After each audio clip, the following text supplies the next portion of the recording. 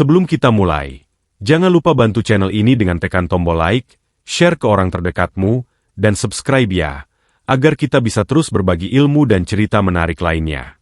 Di tanah Jawa yang syarat akan warisan leluhur, weton bukan sekadar penanda hari lahir. Ia adalah kunci yang membuka tabir rahasia kehidupan seseorang.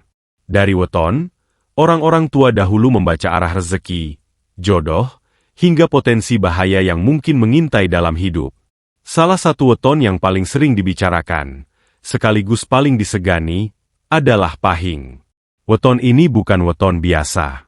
Ia membawa energi yang besar, energi yang dalam, dan yang paling penting, energi yang tidak selalu bisa dikendalikan.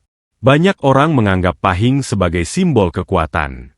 Orang yang lahir di weton ini sering dikenal memiliki karakter tegas, berani, dan tidak mudah tunduk pada keadaan.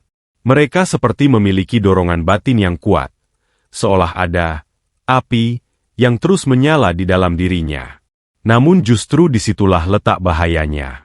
Dalam primbon Jawa kuno, disebutkan bahwa setiap kekuatan selalu memiliki sisi lain. Dan untuk weton pahing, sisi itu seringkali tersembunyi, menunggu momen untuk muncul.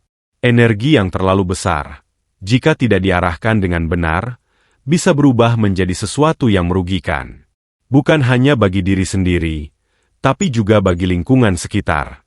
Lebih dari itu, weton pahing dipercaya memiliki hubungan yang sangat sensitif dengan dunia tak kasat mata.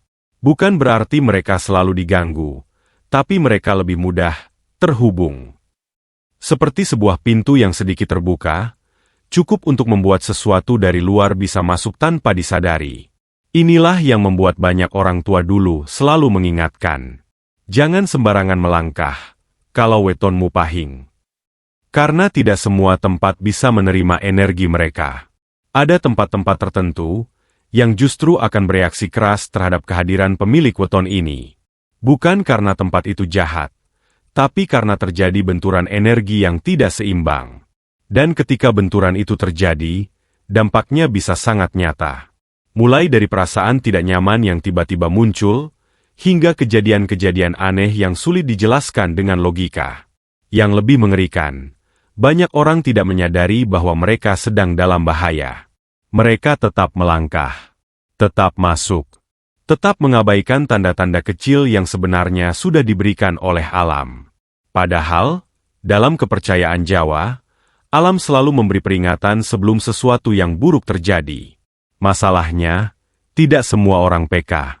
Dan bagi pemilik weton pahing, ketidaksadaran itu bisa menjadi awal dari sesuatu yang jauh lebih besar. Sesuatu yang tidak hanya mengganggu, tapi bisa mengubah hidup mereka selamanya. Inilah sebabnya, pembahasan tentang weton pahing tidak pernah lepas dari kata hati-hati.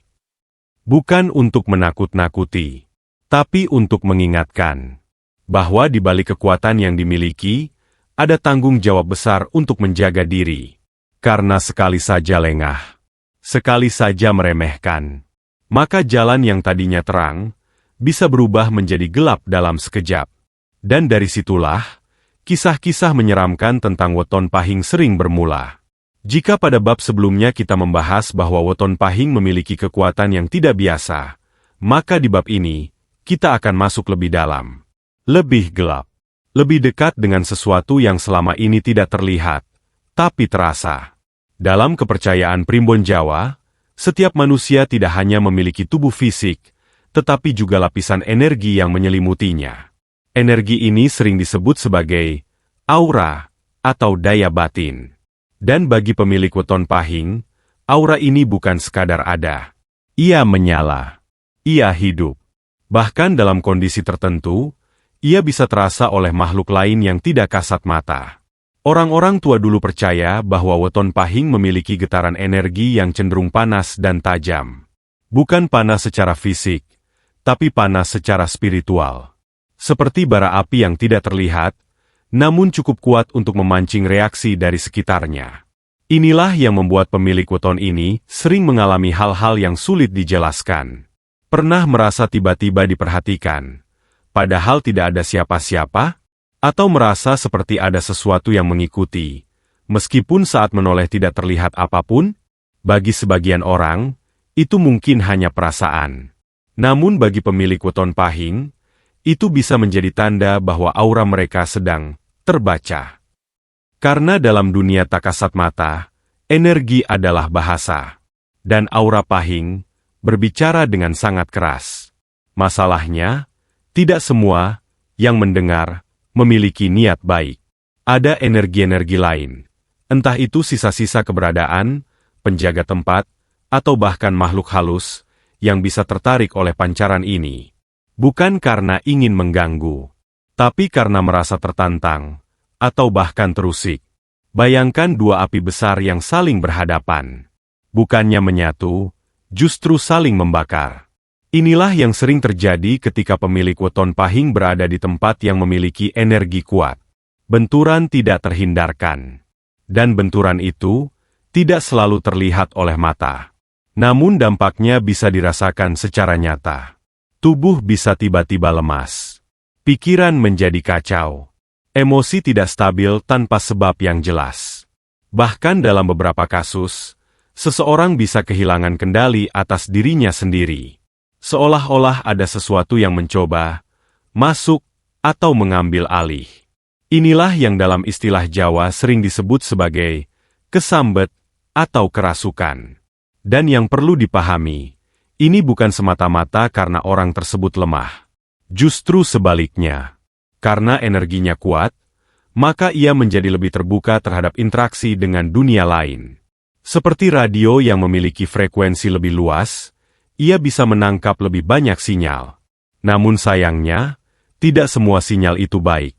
Inilah mengapa banyak orang dengan weton pahing dianjurkan untuk menjaga keseimbangan batin. Karena ketika batin tidak stabil, aura mereka menjadi tidak terkendali. Dan saat itulah, mereka menjadi lebih rentan. Rentan terhadap gangguan. Rentan terhadap pengaruh. Dan yang paling berbahaya, rentan terhadap hal-hal yang tidak bisa dijelaskan dengan akal sehat. Primbon Jawa tidak pernah mengajarkan untuk takut. Namun selalu mengingatkan untuk waspada. Karena dunia ini tidak hanya dihuni oleh yang terlihat. Dan bagi pemilik weton pahing, mereka hidup di antara dua batas. Batas yang tipis, antara dunia nyata dan dunia yang tersembunyi. Setelah memahami bahwa weton pahing memiliki energi yang kuat dan sensitif terhadap dunia tak kasat mata, maka satu hal penting yang tidak boleh diabaikan adalah tempat. Karena tidak semua tempat diciptakan dengan energi yang sama. Ada tempat yang tenang, ada tempat yang berat, dan ada pula tempat yang menyimpan sesuatu yang tidak bisa dijelaskan dengan logika. Bagi sebagian orang, tempat-tempat ini mungkin hanya terasa angker. Namun bagi pemilik weton pahing, tempat seperti ini bisa menjadi sangat berbahaya.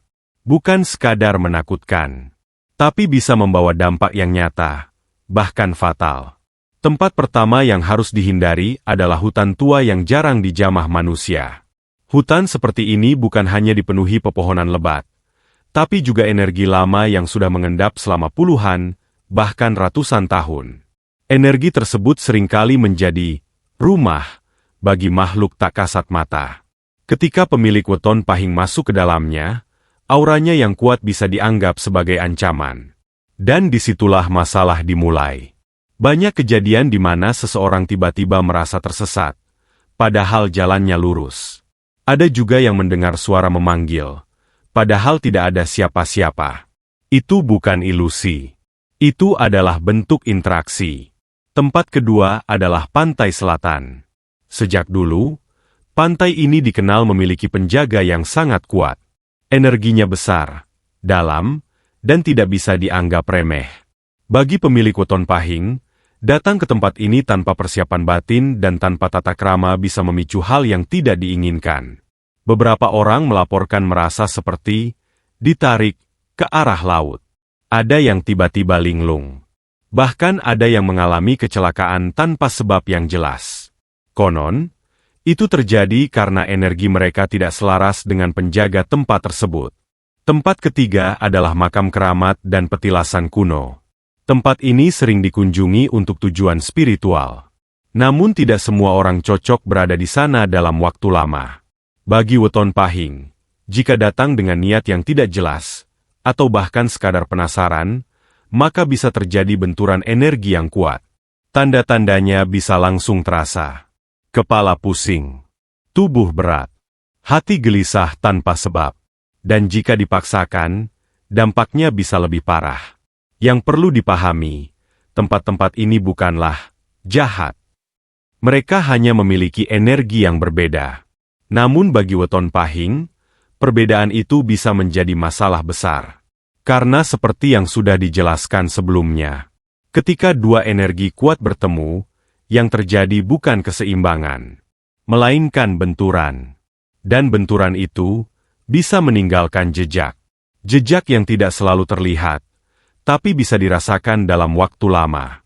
Inilah mengapa orang tua dulu selalu memberi pesan. Jangan sembarangan datang ke tempat yang tidak kamu pahami. Terutama jika kamu memiliki weton pahing. Karena rasa penasaran bisa membuka pintu yang seharusnya tetap tertutup.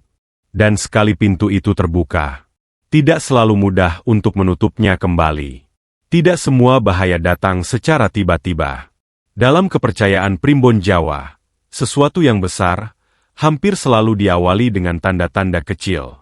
Tanda yang seringkali dianggap sepele, diabaikan, bahkan ditertawakan. Padahal, justru disitulah kunci keselamatan berada. Bagi pemilik weton pahing, tanda-tanda ini biasanya muncul lebih jelas, lebih terasa. Namun ironisnya, banyak yang tidak menyadarinya.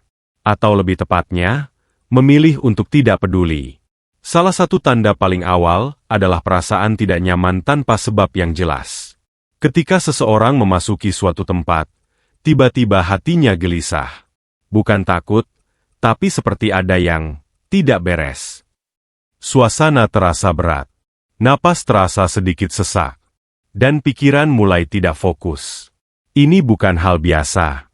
Dalam Primbon, kondisi ini disebut sebagai bentuk penolakan energi. Artinya, tempat tersebut tidak selaras dengan aura yang dibawa. Namun banyak yang tetap melangkah, tetap masuk lebih dalam.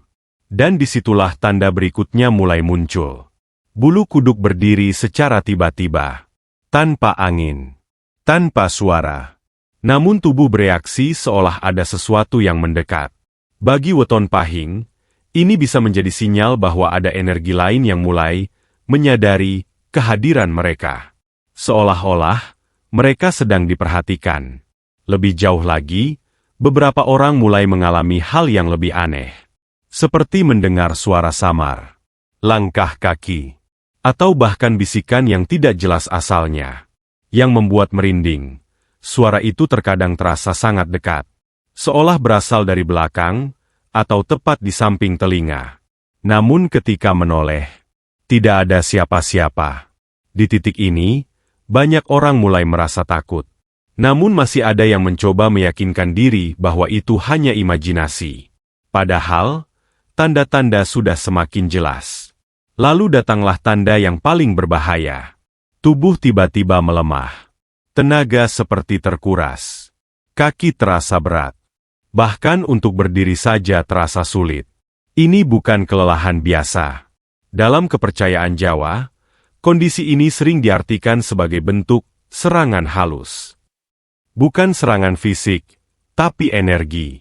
Energi yang mencoba menekan, bahkan menguasai. Jika seseorang tetap memaksakan diri dalam kondisi ini, maka risiko terburuk bisa terjadi.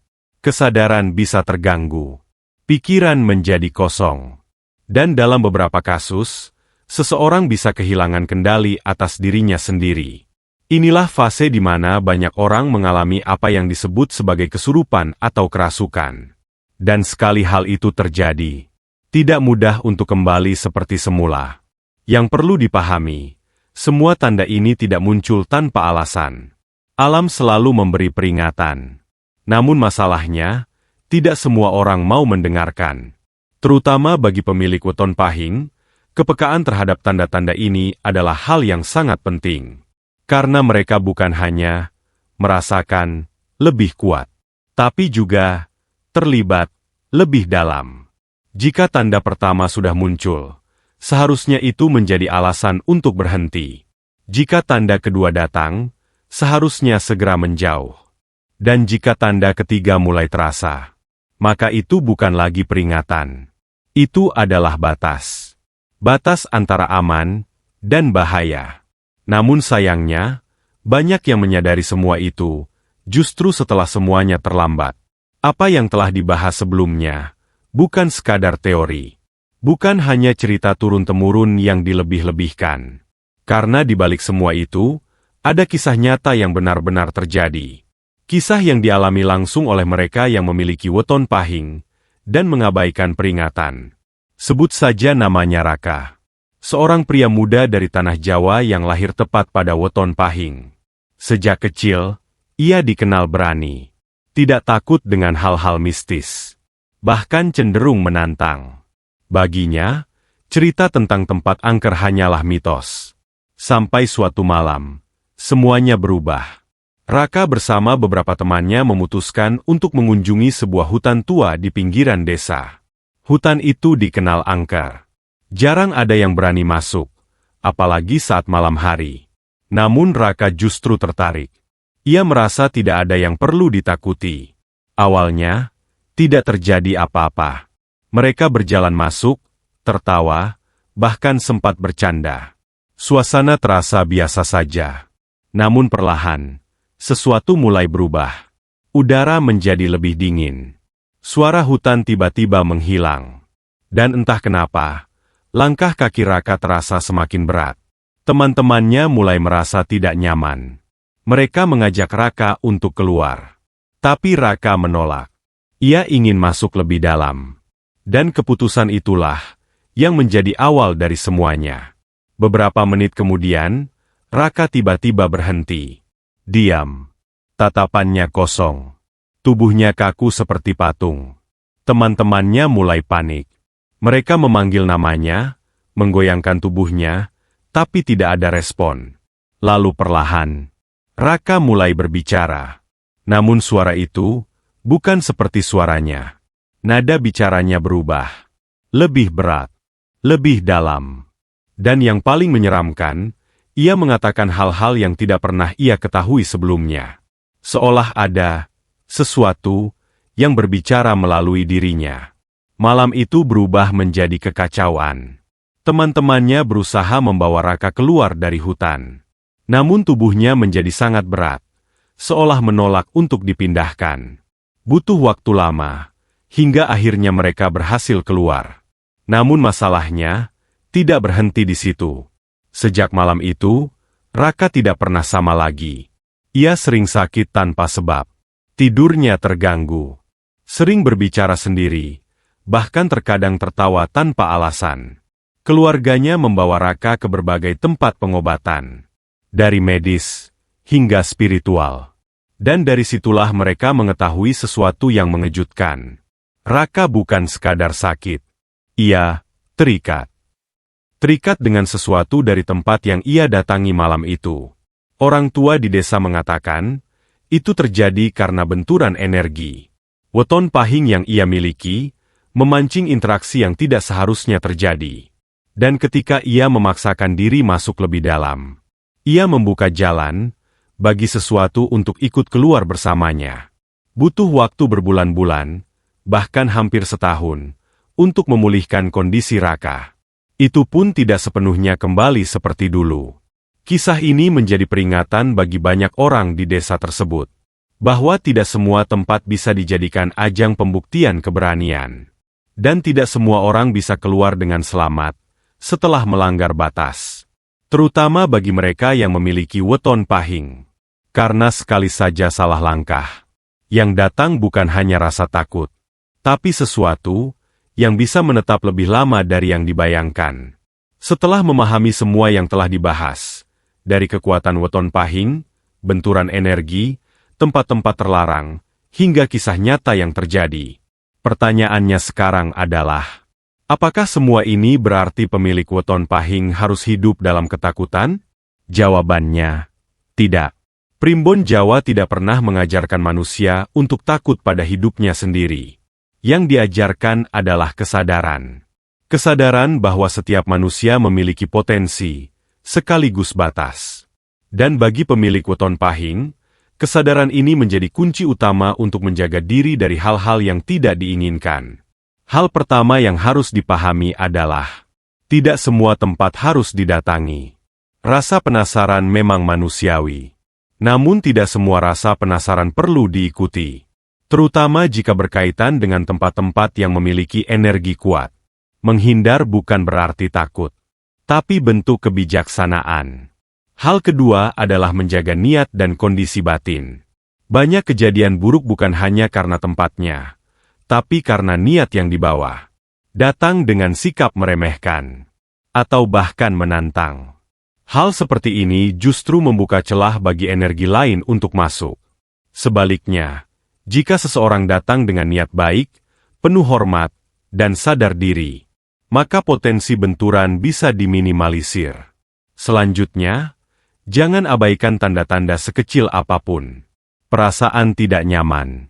Bulu kuduk berdiri. Tubuh melemah tanpa sebab. Semua itu bukan hal kebetulan. Itu adalah bentuk komunikasi. Bentuk peringatan. Dan peringatan itu seharusnya cukup untuk membuat seseorang berhenti. Karena semakin lama diabaikan, semakin besar risiko yang akan dihadapi. Hal berikutnya yang tidak kalah penting adalah memperkuat diri secara spiritual. Bukan dalam arti mencari kekuatan, tapi menjaga keseimbangan. Melalui doa, melalui ketenangan batin, melalui sikap hidup yang tidak berlebihan. Karena sejatinya, kekuatan terbesar bukan pada seberapa besar energi yang dimiliki, tapi pada seberapa mampu seseorang mengendalikannya. Weton pahing bukanlah kutukan. Ia adalah potensi. Namun seperti pisau yang tajam, ia bisa bermanfaat, atau justru melukai. Tergantung bagaimana digunakan. Dan pada akhirnya, semua kembali pada pilihan masing-masing. Apakah akan mendengarkan peringatan, atau mengabaikannya? Apakah akan berhati-hati, atau tetap menantang batas? Namun satu hal yang perlu diingat, tidak semua kesalahan bisa diperbaiki dengan mudah. Tidak semua pengalaman bisa dilupakan begitu saja. Dan tidak semua yang datang bisa pergi kembali. Jadi jika kamu memiliki weton pahing, ingatlah ini baik-baik. Jangan sembarangan melangkah. Jangan meremehkan tanda. Dan jangan pernah merasa bahwa dirimu kebal. Karena di dunia yang tidak sepenuhnya terlihat ini, ada batas-batas yang harus dihormati. Dan sekali saja batas itu dilanggar, akibatnya bisa jauh lebih besar dari yang pernah dibayangkan. Kalau kamu merasa cerita ini ada benarnya, mungkin ini bukan sekadar kebetulan. Bisa jadi, ini adalah pengingat untukmu, agar lebih peka, lebih hati-hati, dan tidak lagi meremehkan hal-hal yang selama ini dianggap sepele. Kalau kamu suka konten seperti ini, yang membahas sisi lain kehidupan, primbon, dan hal-hal yang jarang diungkap, kamu bisa dukung channel ini dengan cara sederhana. Subscribe. Karena ke depan, masih banyak cerita dan pengetahuan lain yang akan kita bahas bersama, yang mungkin belum pernah kamu dengar sebelumnya. Dan siapa tahu, salah satunya bisa menjadi jawaban, atau bahkan peringatan, untuk hidupmu sendiri. Terima kasih sudah menonton sampai akhir. Sampai jumpa di cerita berikutnya.